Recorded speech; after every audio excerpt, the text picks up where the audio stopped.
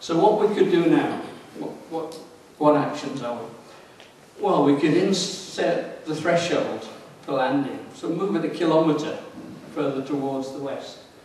We could measure arrival noise like we measure departure noise and have some penalties if people don't comply. What they do is, as you see in the next point, these aeroplanes, modern aeroplanes, are great, but you can't slow them down.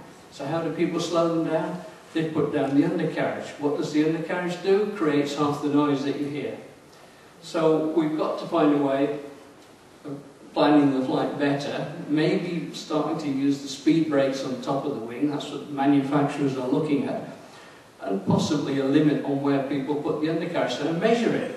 And if people stick their undercarriage, I was up in the House of Commons the other day and somebody flew over there with their undercarriage down. I mean, it's just lazy. Continuous descent is just a way of reducing intermediate approach noise. And also even on takeoff, you could lower. For most aeroplanes now, they just take off with climb power. They don't even use takeoff power. So by making them climb a little bit more steeply in the vicinity of the airport, the higher up as they go away. And that's all going to be happening with changes to the air traffic control world. The last one is just me poking fun at air traffic controllers. Just say, draw a line, put a brick wall on the radar screen and tell the controllers they can't take an aeroplane beyond that. And that will happen as well. Some sooner, perhaps. So how can this happen? How many people have not got a GPS in their car or available to them? Okay, not many. Most of you have got GPS. So have the aeroplanes, except they cost about $250,000 instead of £100. They're pretty good. And airlines use them all the time, except on the approach. So by putting these approaches into the flight management systems, on a Monday, say, you could use *3 and *2. Tuesday, use *4 and *1. So you can get alternation out here, right down to 3 or 4 miles out.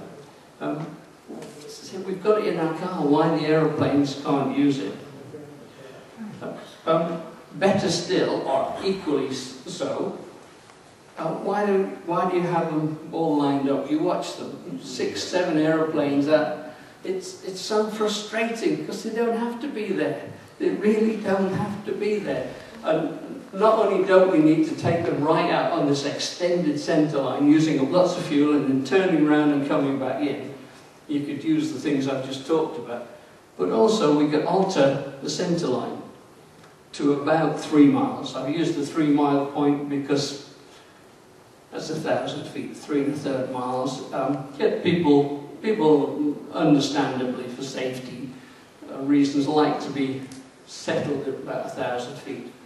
But the rest of it, so coupled with those curved approaches, on a Wednesday we use green and Thursday we use blue.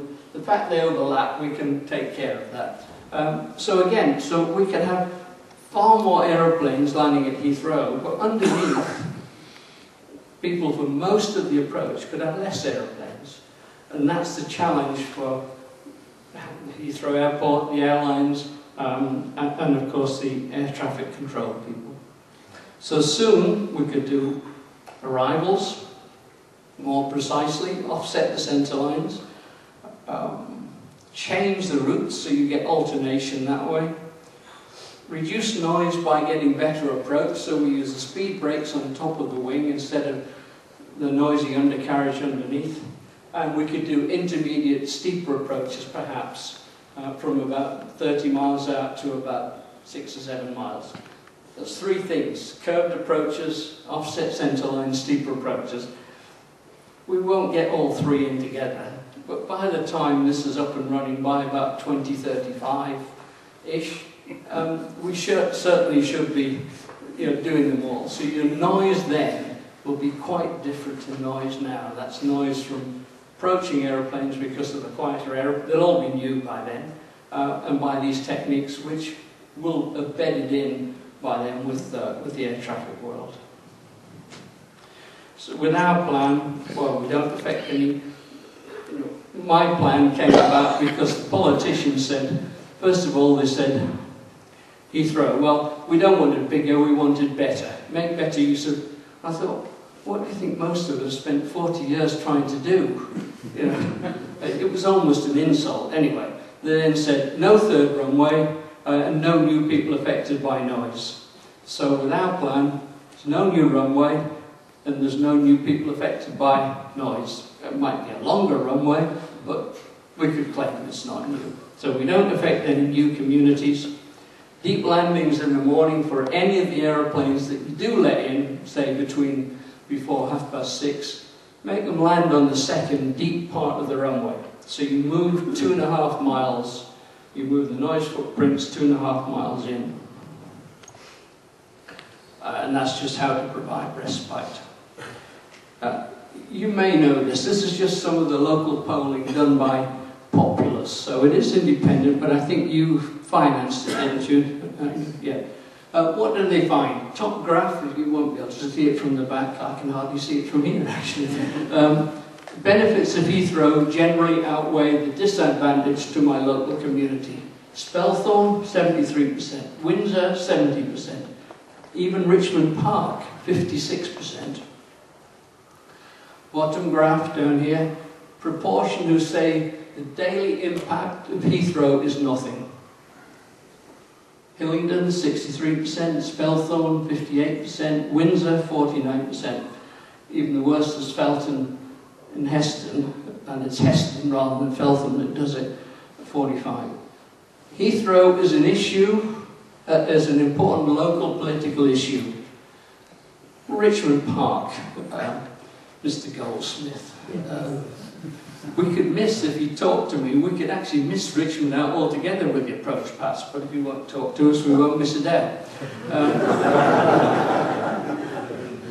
Only Richmond Park has 12%. Hillingdon said that's important local issue to the voters. And then finally, my last slide, this is where it says, if your local MP opposed or supported Heathrow, would you make it more likely to vote for them as a candidate? Red is more likely to vote for a candidate if they opposed the expansion, green if they supported. So this says, all of you people here that's come to support Heathrow, you're in the majority. It's just making ourselves heard above the clamour of the antis. So Windsor 24-11, Spelthorne 23-11, and there's only Richmond Park 16-23, and they get less noise than most of the other constituencies. By the way, you hear about aircraft noise and effect on health, and I do accept and agree that night disturbance flights do have an impact, bound to have an impact. But the rest, well, it's debatable. And if it affects your life expectancy, the longest life expectancy in the UK is Richmond. So perhaps we should all have that. So that's it, ladies and gentlemen. I'm pleased and proud to be backing Heathrow in this, and thank you for inviting me along to speak to you. Happy to answer any questions later. We've got a great airport, 100,000 plus jobs. With the expansion we could bring 150,000 jobs.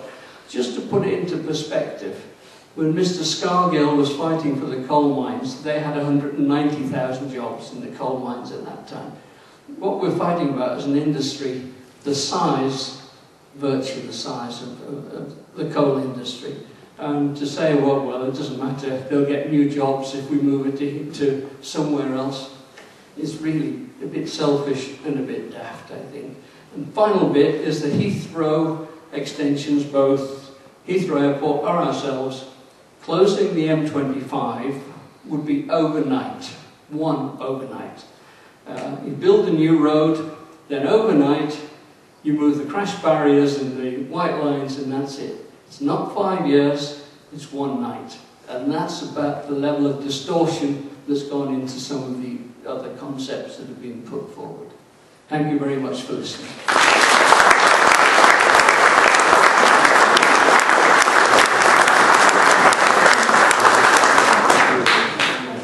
John, thank you very much for fascinating stuff. Really appreciate it. So please keep questions until the Q&A session, which will begin in about 5 minutes, 5 to 10 minutes. First of all, I just want to show you this. There we are. Now, I don't know whether you can see that from the back. I should hope so, because it's 18.5 metres long. And it's a massive, massive lorry. This is our back Heathrow lorry.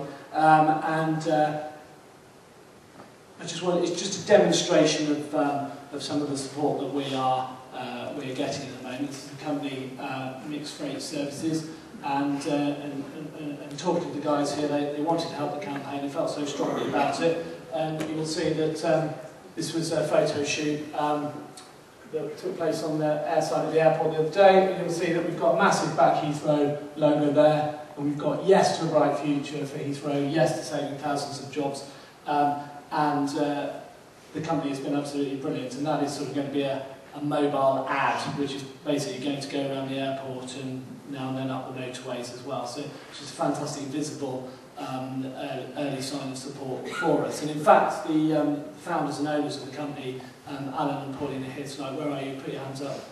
There you are. Thank you very much. Fantastic. This is for Jock. I believe there's an ambiguity in your presentation. You showed 2.8 right extended, but in some instances you showed 2.8 left. You're absolutely right.